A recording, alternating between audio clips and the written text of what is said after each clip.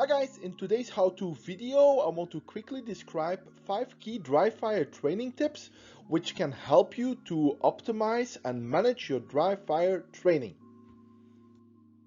I define dry fire training as any type of practical shooting training in IPSC or USPSA that is being conducted with your normal guns, but without any type of live ammunition in or near the area where you are conducting your dry fire training. Can be at home, can be at the range. Dry fire training is really ideal to train and hone and focus in on specific basic and fundamental techniques such as the draw, the reload, as well as specific skills such as shooting in and out of positions, short distance movements, and so forth. Dry fire training, in my opinion, is really crucial if you're serious and you want to grow as a shooter in IPSC and USPSA, because it can give you something that you cannot get in a live fire setting, and that is a lot of repetitions in a safe condition.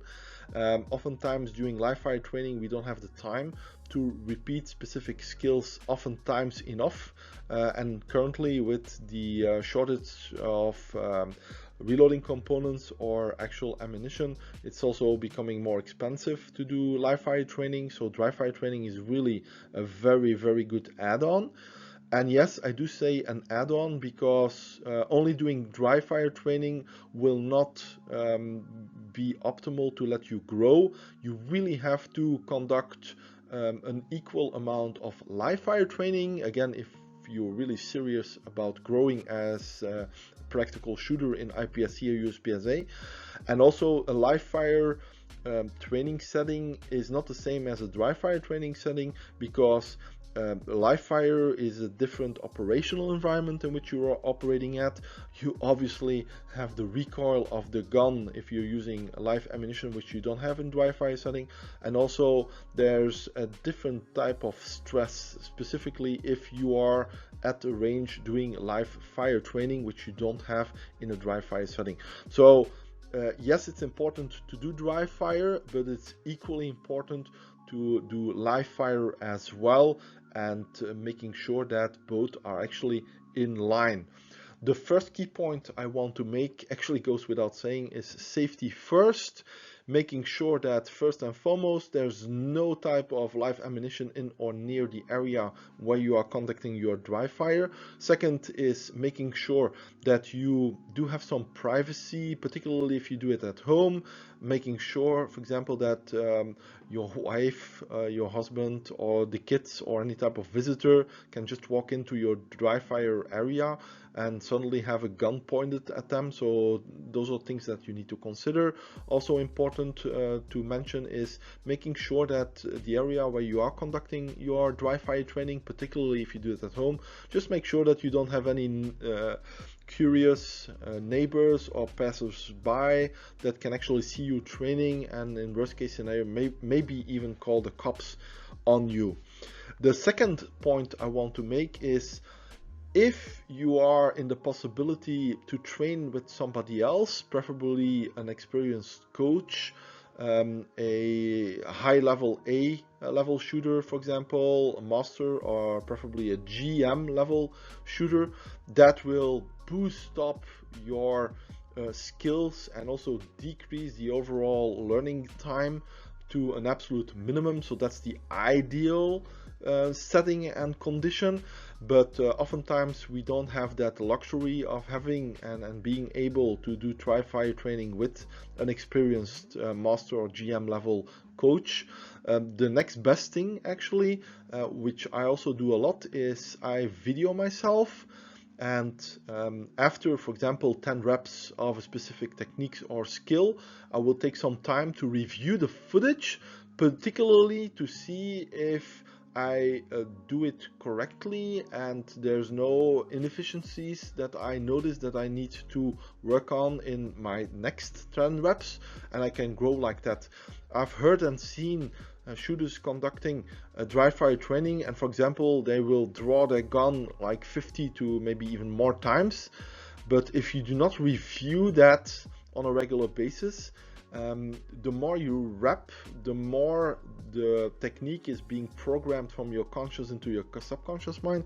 And then at a particular point, when you identify an inefficiency, it takes again more time and effort to untrain that inefficiency and to do it correctly. So I've learned that 10 reps is a good base to actually review and then identify and correct for the next reps so that you grow in an optimal manner. If you don't have the possibility of making videos, another alternative is actually conducting dry fire training, specifically the static techniques, for example, in front of a mirror, because the mirror will also give you real-time feedback, but that's the last option. Another thing that I read about a lot, and I also hear and see from other shooters, is they actually want to do too much, both in time as well as different techniques or skills in one time. I categorize this as how to eat an elephant. You eat an elephant bit by bit, which means that instead of doing, for example, a 2 or 3 hour dry fire training session per week, I'm a firm believer in cutting it up, for example, in sessions, 4 or 5 sessions of 10 to maximum 30 minutes, and I think 30 minutes is already a lot, and you focus on one particular technique or skill. Don't mix up everything together. I'm a firm believer in training one technique or one skill at a time, and for example, in the next session, dry fire session you're gonna do, you can focus on something else. But in my opinion, it's suboptimal if you mix everything together in one, for example, very long dry fire training session. So focus on a specific technique and zoom into on that, making sure that that's optimal, that all the inefficiencies are out of it, and that it's programmed into your subconscious mind. Another key point I want to make is slow is fast. Also something that I've noticed when talking to particularly beginner and intermediate shooters is that they focus way too much on the time. For example, a good